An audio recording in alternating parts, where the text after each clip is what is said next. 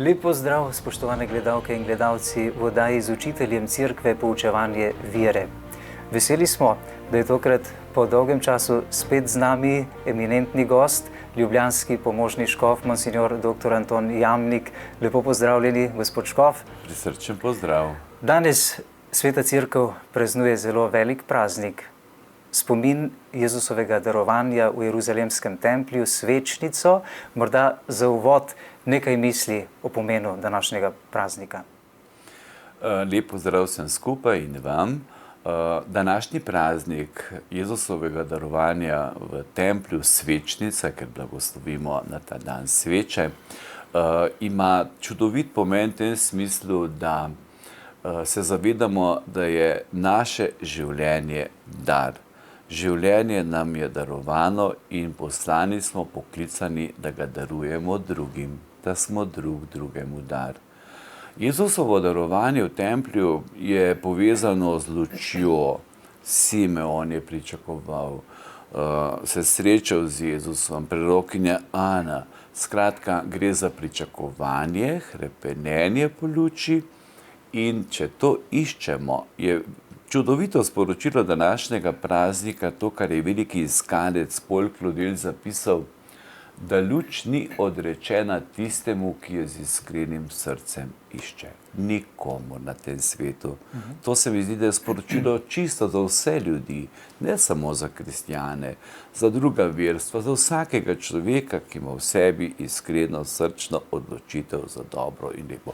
Darovanje v templju je bil obred, spomnili so postavo Jožef in Marija, darovali Jezusa, kar je pomeni, da to, da smo, da bivamo, da lahko živimo, mnoge čudeže človek želi, hrepeni, pa iščemo ta ali ona znamenja, ki so seveda pomembna. Največji čudež je pa čudež življenja. To, da smo in da se trudimo v tem trenutku, danes in tukaj, ne po jutrišnjem, ti smo pozabili narediti nekaj lepega in dobrega. Izbrani smo, ne? Tako je. Da živimo. Izbrani, poklicani v življenje, zapisani smo na dlan Božje ljubezni. To ni neko abstraktno sporočilo, to je morda še posebej sporočilo tudi v teh malo bolj zahtevnih razmerah, Sloveniji, Evropi, po svetu, ko se je v tem času koronavirusa zdi svet kar ustavil. In upajmo, da ko se resetiramo zdaj le malo, ne vemo, kako bo v prihodnjih mesecih, letih, da bomo drugačni, da se iz tega nekaj naučimo, da bomo, kot je zapisal Exupéry, ko pogledamo razvalino kamnov, lahko je to ena razpuščenost, kaos, nič pametnega, nekaj nihilističnega. Če pa nosimo v sebi duha katedrale, pa pomeni, da iz istih kamnov, 6 takih razvalin, 6 tako težkih stvari, lahko zgradimo neko lepo stvar. Ampak k tem pa moramo zaupati svetega duha in večnega arhitekta, stvarnika zgodovine, ki nas poučuje in vodi pri tem. In Mariji se izročimo, ki je pa tako čudovito z vsem svojim bitjem prisluhnila govorici Boga, da je sprejemala potem odločitve, za katero je Bog poklical na ta svet. Gotovo je poleg življenja, ki smo ga dobili, zelo, zelo velik privilegij tudi to, da nam je Marija, Jezusova mati, postala tudi mati, duhovna mati. In danes imamo prav to vprašanje, na katerega morajo odgovor poznati naši birmanci, pa pravzaprav vsak kristjan. Kdaj je Marija postala naša mati?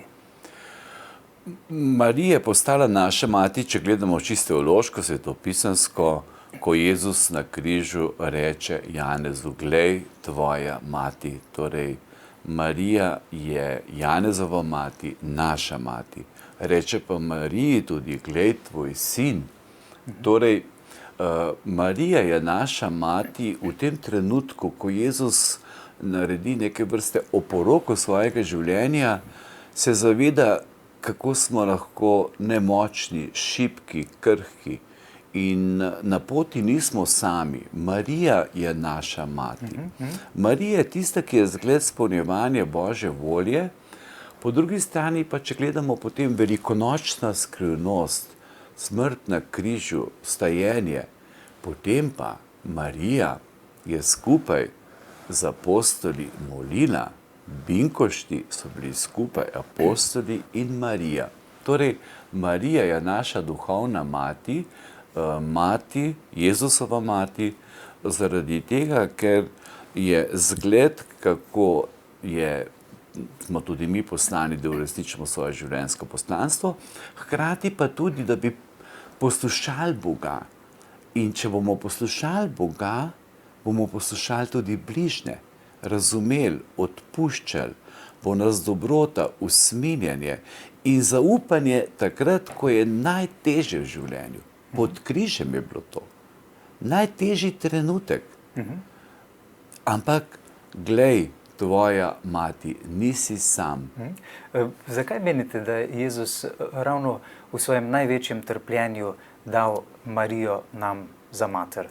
Ja, ker je bila to njegova oporoka, že veliko duhovniška molitev. To, da sta bila pod križem pa Marija, Janez in da reče, glej, tvoja mati, pomeni, da v ključnih trenutkih povemo ključne stvari, najbolj bistvene stvari. In Marija je naša mati predvsem zaradi tega, to je profesor Črnilogar pri Latiščini nam krasno povedal, je rekel, mi se izročamo Marijino varstvo, zdrava Marija, milosti polna, potem, o gospa moja, molimo, angel Gospodu je oznanil Mariji in spočela je od Svetega Duha. Zato, ker je ena izmed nas, bila je žena, v Nazaretu, dekle, z načrti v življenju. Mi morda preveč oddaljimo Marijo nekam daleč. Ne, ona je bila tam, ampak ravno zaradi tega, ker je bila brez madeža spočeta, brez greha, ker je imela tako pomembno poslanstvo v odrešenski zgodovini. Ampak potem tisti tako ključen dogodek, ta praznik, ki se bliža, 25. marec, Gospodovo oznanjenje Mariji, v tisti popolni intimnosti, tišini, brez kakšnega zunanjega pompa, prisluhne angelu in reče, glej, dekla sem Gospodova, zgodi se mi po tvoji besedi. In beseda je meso postala in med nami prebivala. Veste, ko ste omenili Bermance, vedno jim izročim to molitev. In sicer angel Gospodov je oznanil Mariji, da to molijo, potem pa spomni se, o premila devica Marija, da nikdar ni bilo slišati, da bi ti koga zapustila. Torej, Marija je ena izmed nas, je bila žena, dekle v Nazaretu, hkrati pa Božja mati, izjemno poslanstvo, edinstveno poslanstvo, ne samo izjemno v zgodovini odrešenja. In zato je povabilo tudi nam, da bi tudi mi prisluhnili angelu, je tista, ki je zgled, pa ne samo zgled, ampak tudi priprošnica pri Bogu, prosi za nas, poslušaj naše besede, o mati besede, večne besede Jezusa Kristusa. Torej, zato nam je Marija blizu, je Jezusova mati, pa tudi naša mati, ker naj bi tudi mi Boga, Jezusa, nosili v svojem srcu, kot ga je Marija. In z darom pod srcem, ko je sprejela Božjo besedo, postala Božja mati, je hitela k svoji teti Elizabeti. Ta dar je treba podeliti. To ni zame samo, to ni samo moje osebno, to ni moj ego, ampak dar, ki mi je poslan, darovan, da ga podarim drugim. Kaj pomeni, da je bila brez madeža izvirnega greha spočeta? Bila je edina, ne, od zemeljskih ljudi, bi rekli, ki je bila deležna tega daru. Glejte, nekako v kontekstu celotnega sporočila in Marijinega življenja je logično in pa je vključeno to njeno poslanstvo, pomeni, tako čista je bila, tako svetla, tako svobodna, Zato, ker je bila Božja mati brezmadežno spočetje Device Marije, pomeni, da je bila brez izvirnega greha. To je pa veliko upanje za nas, namreč mi imamo izvirni greh, očiščeni smo bili tega greha pri krstu, ampak vseeno smo še končna, grešna, omejena bitja. Marijina svetloba, žar, ta čistost, lepota je za nas vzor, zgled, hkrati pa spodbuda, da se zavedamo, in najbrž je naša izkušnja v življenju, čim bolj smo sebi mirni, svobodni, čim manj je v nas greha, čim bolj smo čisti, iskreni, ni sovraštva, slabih misli, vseh mogočih predsodkov, drugih stvari, tem bolj mirno živimo, ustvarjalno živimo. Torej, v tem smislu je Marijina, to, da je bila brez greha, 8. decembra obhajamo ta čudovit praznik, morda se veličine tega premalo zavedamo, ampak nas vabi k čistosti, svobodi, iskrenosti srca, preprostosti. Čim bolj bomo Božji, tem več bomo lahko dali svetu in tem bolj bomo lahko ustvarjalno in mirno živeli. Kje je težava, da nekateri kristijani ne rimsko-katoliške in pravoslavne cerkve, predvsem protestantski kristijani, ne častijo Marije? In zakaj je za mnoge takšen problem sprejeti to dejstvo, da je bila brez madeža izvirnega greha spočeta? Nekateri preprosto tega ne morejo razumeti in tega sprejeti, da bi se to lahko zgodilo. Glejte, če se začnemo z vse mogočimi, ne vem kakšnimi teološkimi disputi, neko logiko, pri Bogu ni logike, je drugačna logika. Hkrati tudi, veste, imam izkušnjo... On je vsemogočen, ne? Ja, glejte, pri Anglikancih imamo itak različne smeri, plasti v Anglikanski cerkvi, tam je čisto povsod ohranjena Marija. Low, high church, čista, ki je bolj protestantska, bolj katoliška.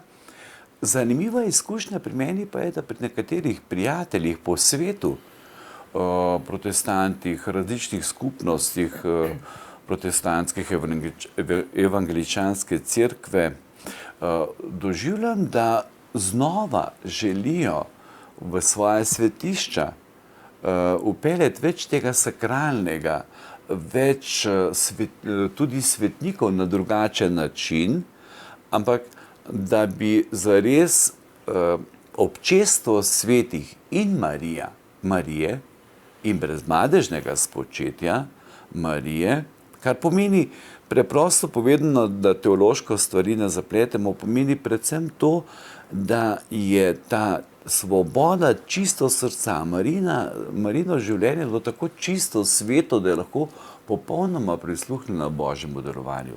V tem pa je sporočilo za vse kristjane.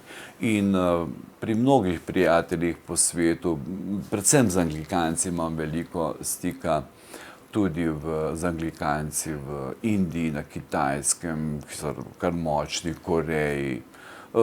Pri njih je čaščenje Marije skoraj del njihovega duhovnega življenja. Vemo, da otroci, denimo, ki so odraščali brez mame od malega, nekako ostanejo zelo zaznamovani, lahko za vse življenje, tudi ranjeni bi lahko rekli. Kako pa verniki? Je mogoče biti resnični pravi vernik Jezusa Kristusa, če živiš brez njegove matere? Glede, karkoli pri verovanju izključimo, pravzaprav osiromašimo sami sebe. Imamo pa različne ljudi, različna češčenja in prav je tako. Prav je tako, to, kar je v Svetem pismu, je del, se pravi tisto, kar je predmet, vsebina našega verovanja. Potem so pa različni poudarki. Bolj marijanski poudarek, češčenje Marijinega srca, brezmadežnega srca, zdaj bo prva sobota, potem Jezusovega, priporočamo se, zdaj smo v letu svetega Jožefa, posebej se posvečamo, ampak Jezusovo srce, Marijino srce, različne druge pobožnosti, ki jih imamo, so bogastvo vere. to, kar je pa jedro naše, tisto temelj našega verovanja, je zapisano v Svetem pismu in ena od resnic, ki je bila potem razglašena v zgodovini cerkve, je Marijino brezmadežno spočetje. Pomeni predvsem to, da aj pa marijansko češčenje, Gospodovo znamenje Mariji, potem veliki šmaren, mali šmaren, 8. september, vsi ti Marijini prazniki, priporočene Mariji pomeni Marija nas vodi k Jezusu, po Mariji k Jezusu. Sej Marija, češčenje Marije, pomeni, da se ji priporočamo, izročamo v njeno varstvo, da nas vodi k Jezusu. Jezusu. To je ključnega pomena. Bogorodica, pravijo naši pravoslavni bratje. Bogorodica. Torej, rodila je Boga, Jezusa Kristusa, in nas vabi, da bi po njenem zgledu in priprošnji doumevali, spoznavali in verovali, predvsem pa ljubili in živeli te resnice. Jezus Kristus je odrešenik sveta. Učlovečil se je, da bi mi postali vedno bolj božji, odrešeni. Torej, nobeno čaščenje Marije, ki bi ne vodilo k Jezusu, ne bi bilo pravo, ne?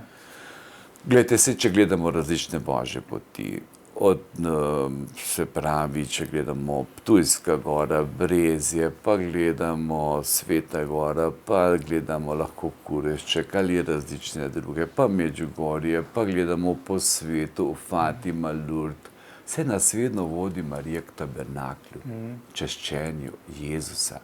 In zato seveda iskati, da bi bila to, da imamo to v srcu, je samo pomoč našemu verovanju. Se pravi, nekdo bo bolj poudaril en vidik, drugi, tretji, to je mogoče, ampak če bi Marije ne vključili vsej polnosti svoje verovanje, potem bi nekaj izgubili, potem bi našemu verovanju nekaj manjkalo. Sami sebe bi osiromašili. Ker je Marija tista, ki je ena izmed nas, hkrati Božja mati, priprošnica, predvsem pa spodbuda, da vemo, mogoče je v tem življenju, pa če je še tako zapleteno, zakomplicirano, je se tudi Marijini bilo vse jasno.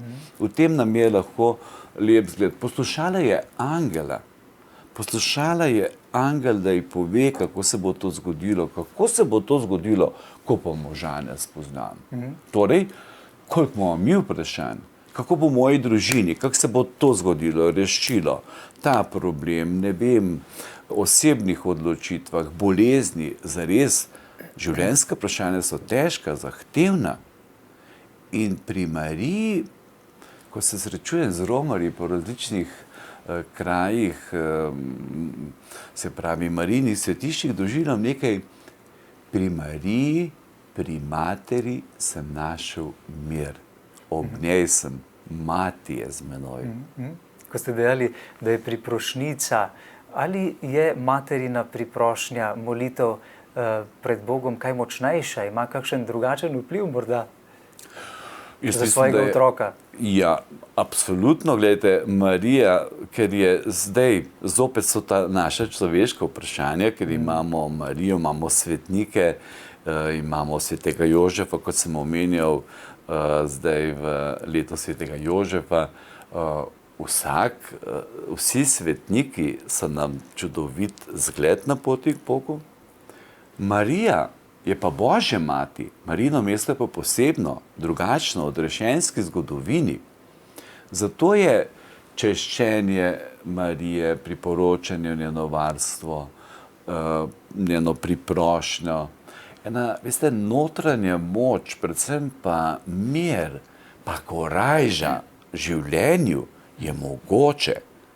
Marsikaj bo nelogičnega, težkega, ampak zavedamo se in verujemo, da če prisluhnemo Bogu, prisluhnemo besedi, potem iz te besede jo premišljujemo, živimo, je nam Marija zgled, da je mogoče stopati po tej poti in uresničiti svoje življenjsko poslanstvo.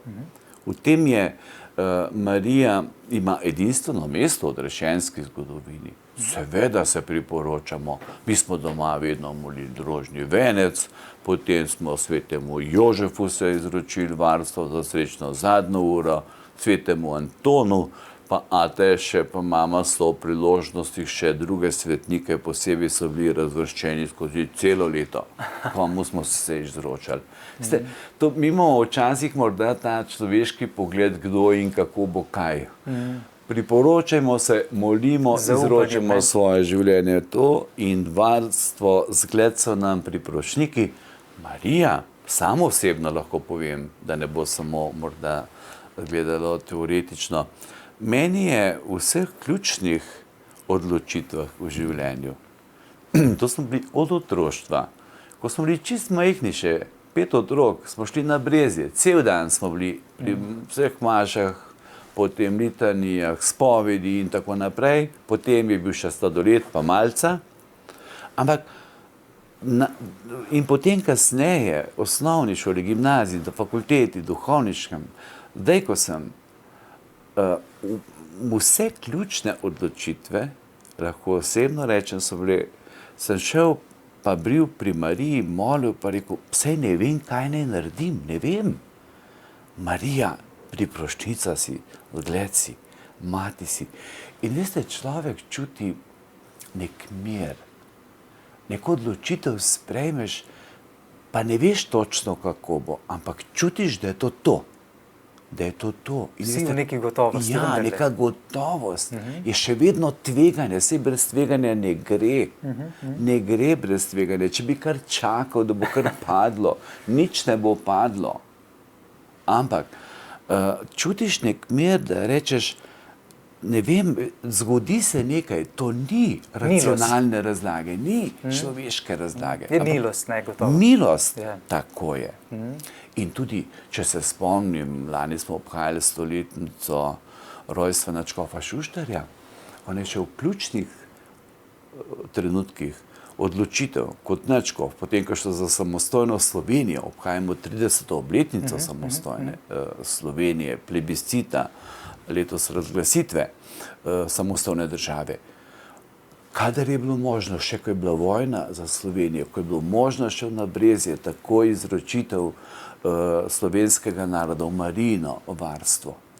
Potem, ko so bile potem odločitve, prej je šel, pa ne za slovesnosti, šel je osebno. Takrat se spomnim, je nadškof bil čisto tiho tudi v avtu, tam bil pol ure, uro. Vi ste bili njegov tajnik, voznik, ne? Kot tajnik, ja, tako. In meni se je zdelo, so rekel, joj, kako neverjetno je nadškof res sveta duša. To je res milost. A veste, doživeti milost, miru, odločitve, ker morda so trenutki, ko ne veš, ni tako jasno. Ni tako jasno. Zdaj, če nazaj gledamo, potem tudi, če gledamo zdaj na samostojno Slovenijo, ali pa če gledamo na osebno pot, takrat nazaj se morda zdi kar ne, da so stvari bile, imele vsako svoj pomen. Ampak to včasih čez 1 leto, 5, 10 let šele spoznamo notranje. Torej, kot ste lepo rekli, milost. To so milostni kraji. Kraji svetosti, ker se kleče v molitvi. Nekdo je zapisal o Fatimi, kleče v molitvi, mislim, da papež Benedikt, in sicer, ko nas dvigne dobesedno, klečeča molitev dvigne k Bogu, dvigne k Jezusu Kristusu, dvigne. In to je milost. Gospod Škof, morda za konec še to vprašanje, sedaj se nahajamo v tako težkih časih, pravzaprav preizkušnje za Evropo in ves svet v času te pandemije. Kako vidite pomembnost Marijine vloge za nas v teh časih, njeno delo za nas, zemeljske otroke, danes? Ja, zelo poučno je. Namreč, česa se zdaj lahko v teh časih naučimo? Mi smo v vse načrtovali, vse je predvideno, vse je določeno, kot tehnika, tak. Zdaj se pa svet ustavil, gospodarstvo, avioni so na tle v glavnem. Drugo, nič ni vse predvideno, ni vse določeno, ni mogoče vsega načrtovati. Tega se moramo vendarle enkrat naučiti, pa to ne pomeni, da bi kar tako iz dneva v dan živeli, ampak da vemo, storimo vse, kar je v naši moči, potem pa vemo, Bog je stvarnik zgodovine. In tudi v osebnem življenju se mi zdi, da je to lep pouk, zgodba, spodbuda ali pa izziv, da ugotovimo, življenje je polno presenečenj. Bog je Bog presenečen. Stori tisto, kar si sploh ne znamo predstavljati, sploh ne načrtovati, hvala Bogu, ker Bog stori veliko več. In Marija, ki je tako prisluhnila angelu, ljubemu Bogu in sprejela Jezusa Kristusa v svoje srce, nam je zgled, da je ob množih glasovih, vseh mogočih stvareh, ki prihajajo v naša ušesa, ključnega pomena, da ne pozabimo na bistveni glas, na glas ljubega Boga. Angela nam pošilja po dogodkih, po bližnjih, po različnih znamenjih in da ne bi, morda, da bi nas to obdobje koronavirusa COVID-19 spodbudilo k razmišljanju, da se malo ustavimo, komu poslušam, koga poslušam, kater glas je ključen. Ali je ropotanje populistično, ali pa rečemo, malo se ustavimo, da ne bomo pozabili, da živimo, da je življenje dar in kaj pravzaprav v življenju želim narediti, kaj je moje poslanstvo. Po klicu ni važno, kje sem. Ali sem star 10 let, ali sem študent, ali sem starejši, ali sem pokojen, ali sem že ne vem koliko star, v bolnišnici, v domu za starejše, vsak ima svoje poslanstvo, potreben je. Potrebni smo, ne samo zunanja učinkovitost, ampak to, da se trudimo narediti nekaj lepega in dobrega. In Marija je naša priprošnjica in zgled tukaj, da se to da uresničiti. Naše zaupanje v njeno priprošnjo, tudi v teh negotovih časih vidimo, da pravzaprav brez mene ne morete ničesar storiti, ne? Točno. Da se tega zavedamo, da na bistveno ne pozabimo in ko po Mariji k Jezusu, da to nosimo v srcu. Ko smo ob Mariji,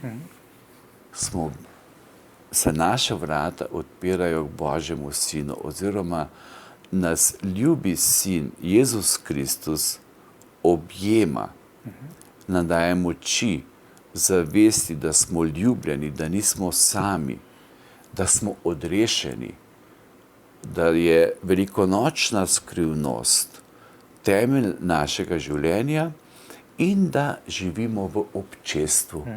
To se mi zdi, je to čudovito poslanstvo. Danes je to zelo potrebno se zavedati tega, ne? Da nismo sami. Ne? Tako ker je. ljudje obupujejo danes tudi v teh situacijah. Ne? Birmancem večkrat rečem, če bi bili apostoli vsak zase, ko je bil Tomaž sam, ni veroval. Kadar se človek zapre vase, pa se malo smili, pa ujčka, neko bolečino nikamor ne gre. Ko je bil pa v občestvu, pa reče moj Gospod in moj Bog. In ko so bili v občestvu apostoli in Marija na binkoštni praznik, pomeni, da je človek na tem svetu doživlja bistvo svojega bivanja, žar, radost svojega bivanja, takrat, ko ljubi in je ljubljen. Ko ljubi in je ljubljen. In to se ne da brez povezanosti z drugimi, ne? Tako je. In z Bogom. Tako. Ja. Najlepša hvala, gospod ljubljanski škof, monsignor dr. Anton Jamnik, za vaše odgovore, za vaš čas in vaš obisk v našem studiu. Spet se priporočamo v nadaljevanju letošnjega leta, da pridete med nas v to oddajo z učiteljem cerkve. Hvala lepo vam, srečno in blagoslovljeno delo, veliko svetega duha in ustvarjalnosti še naprej vam in vsem vašim sodelavcem. Hvala lepa in tudi vam za pozornost.